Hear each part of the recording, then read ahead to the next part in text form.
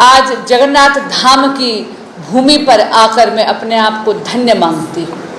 लेकिन मित्रों, आज मैं आप सभी से एक वेदना व्यक्त करने आई हूँ। कल आप सभी ने यशस्वी प्रधानमंत्री श्री नरेंद्र मोदी जी का संबोधन सुना राष्ट्र के नाम। उस संबोधन में उनकी वेदना भी थी, संवेदना भी थी और देश की मातृशक्ति के प्रति उनका आश्वासन भी था। वेदना इसलिए क्योंकि Congress party, DMK, TMC, Sapa, विपक्ष के सभी इंडी अलायंस के घटक दल के नेताओं ने मिलकर इस देश की मातृशक्ति के साथ विश्वासघात करा है। नारी शक्ति वंदन अधिनियम आप जानते हैं कि सर्वसम्मति से 2023 सितंबर में पारित हुआ था। यानी सभी विपक्षी दलों ने अपनी सहमति दे दी थी कि महिला आरक्षण पारित हो जाए, लेकिन कानून मित्रों केवल पारित होकर नहीं, उसका लागू होना आवश्यक है। सदन में 16, 17 और 18 अप्रैल को एक वचन पूर्ति का क्षण आया था। एक ऐसा क्षण जब जो वादा इस देश की मातृशक्ति से पूरे सदन ने सितंबर 2023 में करा था, उस वचन को पूरा करने का क्षण आया था।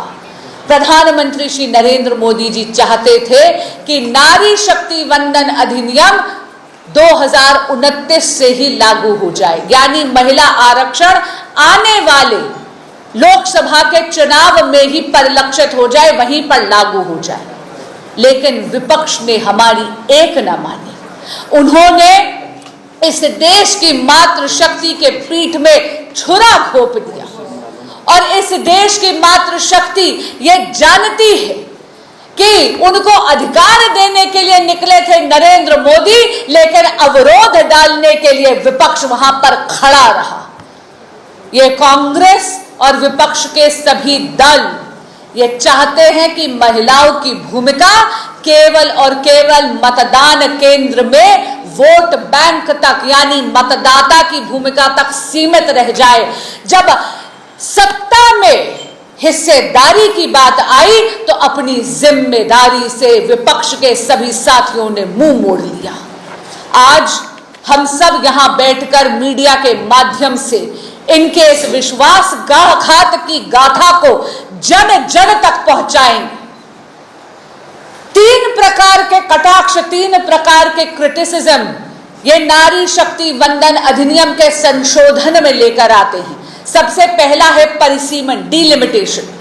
मैं मीडिया के माध्यम से एक आर्टिकल पढ़ना चाहती हूं भारतीय संविधान से। आप सब देख रहे हैं कि वही इंडियन कॉन्स्टिट्यूशन है जिसे माननीय नेता प्रतिपक्ष राहुल गांधी थी झलकाते जरूर है, लेकिन शायद इसको खोलकर पढ़कर समझने की जहमत नहीं करते। आर्टिकल 334, मुख्यमंत्री जी मैं आपकी अनुमति से इसको पढ़ना चाहूंगी मीडिया के। आर्टिकल 334A क्या कहता है?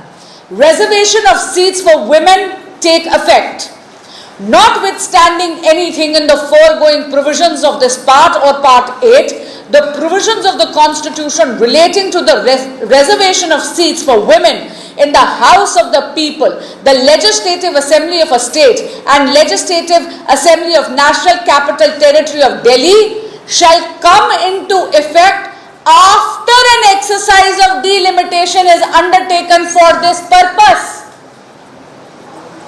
इसका अर्थ है कि सितंबर 2023 में ही विपक्ष ने जब सर्वसम्मति से नारी शक्ति वंदन अधिनियम लागू करने की हामी भर दी, तब परिसीमन यानी डिलिमिटेशन के लिए भी उन्होंने सहमति दे दी थी। Ladies and gentlemen, delimitation was a condition precedent to invocation of the reservation under the Nari Shakti Vandan Adhiniyam, and this was a condition agreed to unanimously by members of the opposition. इसलिए इस बात में किसी भी प्रकार की भ्रांति या भ्रम मत फैलाने दीजिएगा। दूसरी बात मैं कहना चाहती हूँ, परिसीमन यानी डिलिमिटेशन भारतीय जनता पार्टी की कंस्पिरेसी नहीं है। परिसीमन या डिलिमिटेशन भारतीय जनता पार्टी का राजनीतिक प्रपंच नहीं है, ये एक संवैधानिक मैकेनिज्म है। ये वही संवैधानिक मैकेनिज्म है जो बाबा भीमराव अंबेडकर ने बनाया है। बाबा भीमराव अंबेडकर की दुहाई कांग्रेस पार्टी देती है, कॉन्स्टिट्यूशन का हवाला देती है, लेकिन जब नारियों के हक का हिसाब देने की क्षण आई तो उस क्षण में उन्होंने आते ही कॉन्स्टिट्यूशन का गला घोट दिया। दूसरा क्रिटिसिज्म करते हैं, ये कहते हैं कि टाइमिंग गलत था। वो कहते हैं कि चुनाव के बीच में क्यों आप लेकर आए। अरे कोई जनरल इलेक्शन नहीं है, अभी स्टेट के इलेक्शन चल रहे हैं।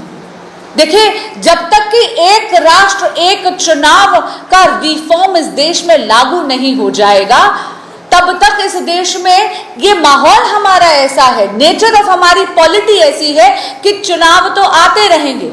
मैं आपको एक व्यक्तिगत उदाहरण देना चाहूंगी। मैं 2 साल एज एन एमपी जून में आके समाप्त करूंगी, अभी मैंने कंप्लीट नहीं करा है, लेकिन 2 साल के अंदर अंदर बंगाल का चुनाव 7वां चुनाव है जिसमें मुझे योगदान देने का मौका मिल रहा है।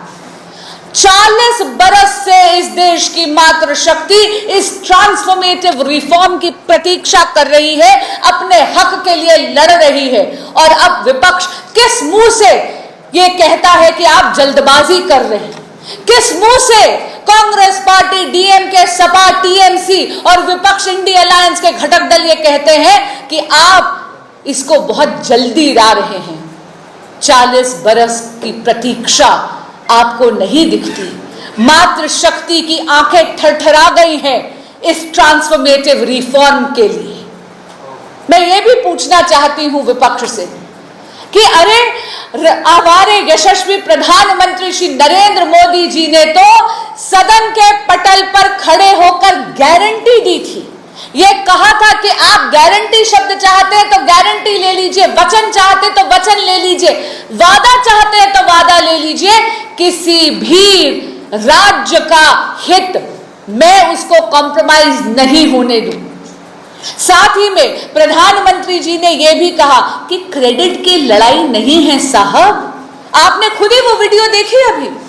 प्रधानमंत्री जी ने यह कहा कि क्रेडिट इस देश की मातृशक्ति को जाएगा, विपक्ष के सभी दलों का बड़ा इश्तिहार मैं अपनी तरफ से दूंगा। यानी श्रेय की लड़ाई नहीं थी, क्रेडिट की लड़ाई नहीं थी। लेकिन भाइयों और बहनों, ये विपक्ष महिला विरोधी है और इसीलिए इनकी नीयत ही नहीं थी कि महिलाओं को सत्ता में उनकी भागीदारी या हिस्सेदारी मिले।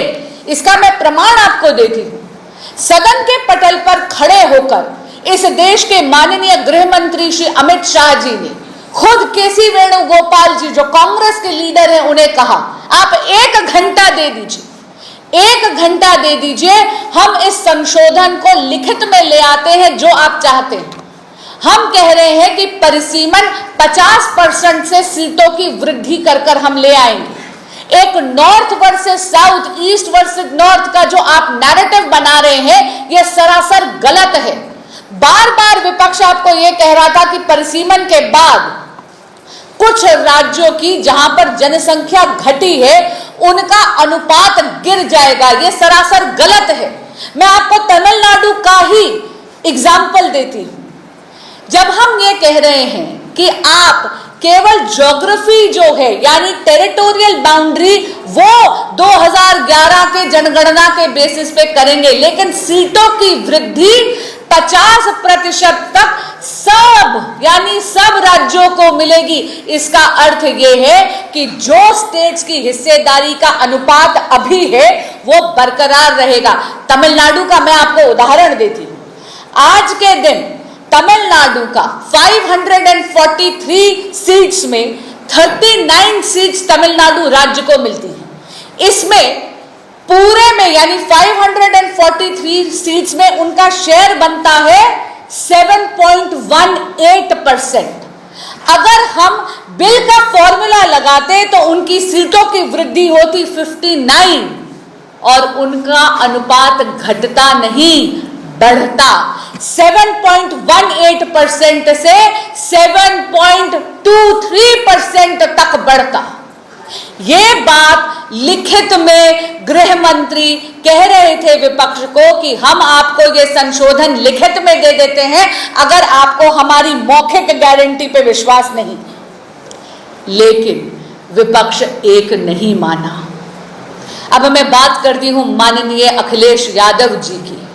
वो तो वोट बैंक की पॉलिटिक्स के लिए, अपनी तुष्टीकरण की राजनीति को आगे ले जाने के लिए उन्होंने इतनी गैर संवैधानिक मांग रख दी जो कोई सरकार पूरी नहीं कर सकता। उन्होंने धर्म के आधार पर मुस्लिम महिलाओं के लिए आरक्षण की मांग करी। क्या वो भूल गए कि इस देश का संविधान, इस देश का कॉन्स्टिट्यूशन इसकी इजाजत ही नहीं देता? बार बार honourable supreme court of India ने कहा है कि हमारे देश में धर्म के आधार पर रिजर्वेशन अलाउड ही नहीं है, अनुमतित ही नहीं है। इसे अंग्रेजी में कहते shifting of the goal post. Akhilesh Yadav ji ने ऐसी डिमांड कर दी। वो जानते थे कि यह डिमांड पूरी हो ही नहीं सकती क्योंकि यह इलीगल है, अनकॉन्स्टिट्यूशनल है। बार बार कह रही हूं, विपक्ष के साथियों की नीयत ही नहीं थी। वो एक ऑब्स्टिकल बनकर, एक अवरोध बनकर खड़े हो गए। मातृ शक्ति के हित की उन्होंने बलि चढ़ा दी। पर आज आप सभी के माध्यम से कहना चाहूंगी कि विपक्ष के जो भी साथी हमारे थे, जिन्होंने महिला आरक्षण का विरोध करा, जिन्होंने महिला आरक्षण को 2029 में लागू नहीं होने दिया, उनको मैं कहना चाहती हूं, आप इस देश की मातृ शक्ति के आक्रोश का पात्र बने हैं। जब आपके पास एक अपॉर्चुनिटी थी, एक अवसर था इस देश की मातृशक्ति के आशीर्वाद का पात्र बनने की, और अब आप देखिएगा इस देश की मातृशक्ति आपसे कुपित है और आप उनके श्राप के भागीदार बनेंगे। नरेंद्र मोदी जी ने कल अपनी वेदना भी व्यक्त करी, अपनी संवेदना भी व्यक्त करी और मेरे देश की मातृशक्ति को आश्वासन दिया, क्योंकि मोदी है तो मुमकिन है और मोदी की गारंटी सारी गारंटी पूरी करने की गारंटी है। और इस मंच से मैं आपको कहना चाहती हूं, जब तक नरेंद्र मोदी इस देश के प्रधान सेवक हैं, भारतीय जनता पार्टी के लिए नारी शक्ति वंदन अधिनियम, महिला आरक्षण एक चुनावी मुद्दा नहीं, एक संकल्प है जिसे हम निश्चित ही सिद्धि तक लेकर जाएंगे और नरेंद्र मोदी इस देश की मातृशक्ति को उसका हक निश्चित दिलाएंगे। जय जगन्नाथ।